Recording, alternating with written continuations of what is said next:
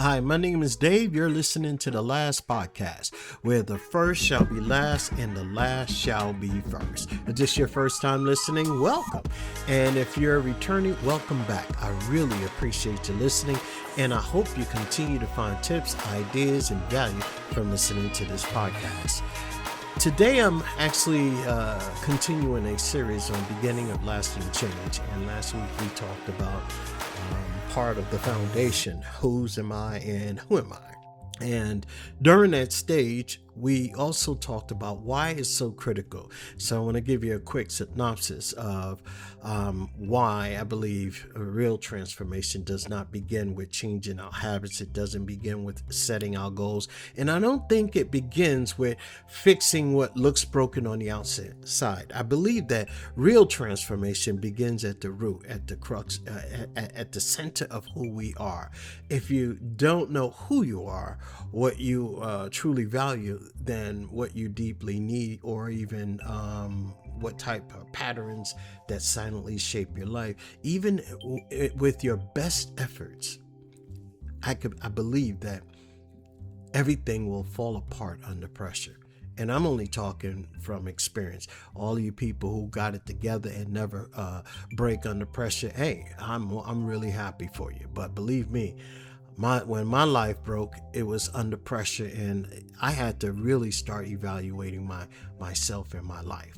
You can start with new routines, and it doesn't matter. You can even make better decisions, and that only worked but so long and so far for you. And I think you can move forward, but if your foundation, or what you are believing in, and what your foundation is, if it's built on sand, believe me, when the storms hit, it's not going to last. And I truly believe that. And that is why I believe the question, because a lot of people ask, who am I? And they want to know, who am I, or why am I here, or whatever the case may be. I believe before you ask, who am I, you have to ask, whose am I? Because when you don't know whose you are, you will spend your life chasing things you were never, or that was pretty much never designed to hold your identity together. You'll be searching for worth and achievement, belonging in people, peace and control, and direction in what gives temporary relief. But none of these things can hold or anchor your soul. So when God becomes your anchor, and I really believe this, if God becomes your anchor, everything begins to change. You stop living in the reaction to life. You start living from a deeper place of peace, clarity, and truth. You stop fighting to prove who you are, because you begin to understand who you already are in Christ Jesus. So today we're going to talk about something called trust. But before we go there, we talk about the anchor, and that anchor is possible when you're anchored in God. Then you can confront your limiting beliefs without shame, and you can face your unhealthy patterns without calling them your identity. Then you can let go of habits, wounds, and survival strategies that no longer serve you, because your life is no longer built on what broke you. It's built on what can hold you. And that is why that stage comes first, because everything you build on that from that point on, it will build on a solid foundation. And that's why I'm bringing this episode here with trust. We can't move forward without it, because trust isn't a nice to have in transformation or in anything, in any part of life. It's part of the foundation. I'm going to tell you right now, if it's not underneath your beliefs and what you truly value in life, everything you build on top, if trust is not in that foundation, I think will remain unstable. The dictionary defines trust as assured reliance on the character, ability, strength, or truth in someone or something. And that's powerful, because it forces you to ask an honest question. How can your life truly change if the foundation you're standing on keeps shifting? Real transformation requires a decision to place your weight somewhere solid, in Jesus, in God, in the Holy Spirit. And yes, trust is going to cost you something. Trust means surrenders. right? So you're surrendering. Trust means stop trying to be your own God. Trust means let go of the lifestyle that keeps pulling you away from who you were called to be. That doesn't mean that you become perfect overnight, because you won't. None of us can. None of us will. It's about direction. It's about, if I fail, that's okay. If I fall, that's okay. It's choosing who you will follow when you do fall or fail. It's turning from sin, not because you're trying to earn love, but because you finally believe you're worth more than what's been destroying you. I once read, therefore, if any man be in Christ, he is a new creature. Old things are passed away. Behold, all things are become new. Trust is where your new life actually starts, not with willpower, not with pretending, and not with guilt. It starts with the decision, choosing God daily, even when your feelings fight you and your old patterns call your name. And believe me, it will. And there's another reason. Trust has to be part of your foundation for your transformation. You have to begin trusting in yourself. You have to believe that when you repent, God really does forgive you. And a lot of people bring their past to God and ask for forgiveness, and they really mean it, but they leave one critical step out. They never forgive themselves. And some people try to forgive themselves, but they have a problem with it. So they keep living like they're disqualified, even after grace has already spoken. Self-forgiveness isn't ignoring what happened. It's agreeing with what God says is possible now. It's releasing the version of you that fell so you can finally become the version of you that's being rebuilt. You have to forgive yourself and believe you are worthy of redemption, not because you've earned it, but because Jesus paid the ultimate price for it. And when your enemy tries to replay your past like a courtroom accusation, you stand on the truth and say, that may be what I've done. That may be something I did in the past, but it's not who I am anymore. And I want you to trust in this too. You are not beyond repair. And then trust this.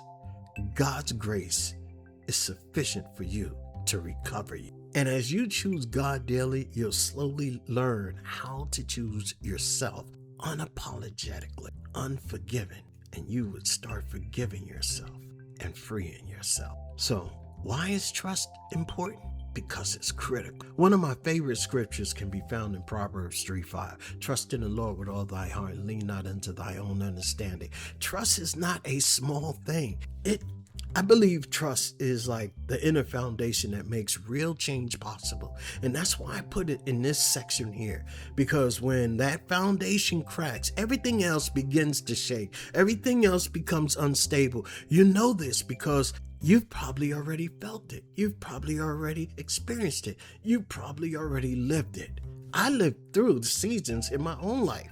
And believe me, I felt like if I was in the dungeons at some point in life. I wandered through the shadows of my own emotions, unable to tell what was real and what was fear. I lost trust in myself. I lost trust in God's promises, and the despair stood at my door like an unwelcome visitor, refusing to leave. There came a point where I couldn't even trust my own thoughts anymore. The darkness felt thick, heavy, almost physical. Like it was wrapping itself around me, trying to suffocate every last bit of hope I had left. And in that moment, I realized something deeper and darker was at work.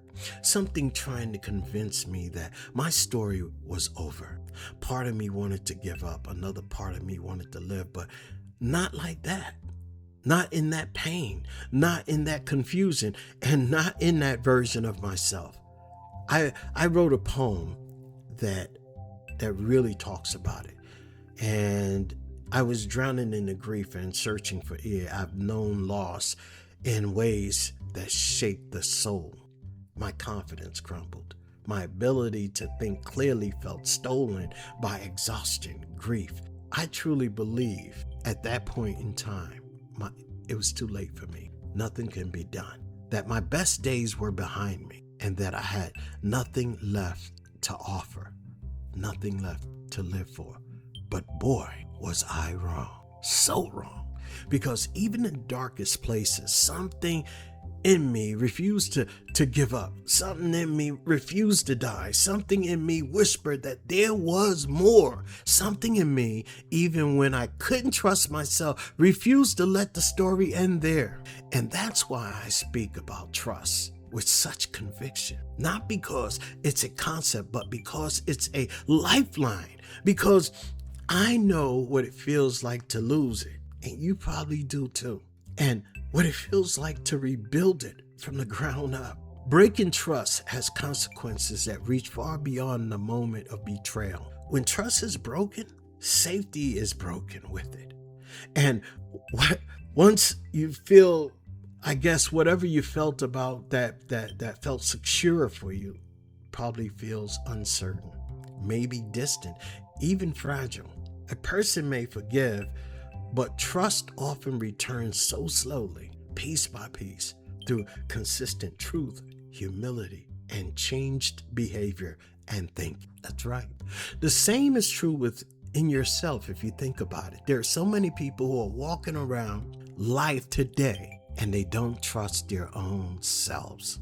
When you keep abandoning your own word, ignoring your own convictions, or repeating what you know is harmful, it becomes harder to believe in your own strength and integrity spiritually, or even breaking trust with God can leave a person feeling disconnected, ashamed, and out of alignment, not because God stops being faithful, but because the heart can drift from the peace that comes through obedience. That is why rebuilding trust with others, yourself, and with God is a sacred work. It is never, I don't think you can repair your trust by words. I mean, it will probably be part of that, but I think trust comes through not only the words, but through your actions and mostly through time. But you got to be honest and you got to be committed. So I'm going to share this poem with you real quick. And this is something I wrote 3 years ago. I can't see clearly through the tears. I wipe my eyes as the pain confronts me. I no longer in control. I keep searching for the key to unlock the door to break free from the pain and misery. I pray and it helps me, falling short of absolution, searching through the book of knowledge for a better solution. The pain remains, only time would heal this misery I feel. I can't wait for the day I no longer feel this way. I was blind, but now I see. I am no longer bound by the shackles that once terrified me. Your love took hold of me, pulled me from the darkest and despair, and now I'm free. Lord, I praise your name. It's because of you my life will no longer be the same. End of poem. So I hope that you would start trusting yourself. And that work begins with whatever you need to do to start trusting yourself and trusting in others and trusting in God. But it's a work. It's not something that you do passively. You have to actively put in the work to trust others, to trust God, and to even trust yourself. And you might even have to start so small in trusting yourself so you can start to rebuild in confidence, because trust and confidence come together. They bind together. You have to be able to be confident in your trusting. You have to be confident that even in what you do and who you trust and why you trust. So, my name is Dave. You're listening to the last podcast. That is the series. And I have, I think, 4 or 3 more or 2 more episodes, I believe, in this series. And next week, we're going to talk about the kitchen, the recipes of our mind. And this is going to be pretty cool. So don't miss next week. And do me a favor. Go ahead and subscribe right now. And go ahead and like this episode and like the podcast. I really appreciate you listening. And I wish you and your family a fantastic day. And may you and your family receive God's best. So long.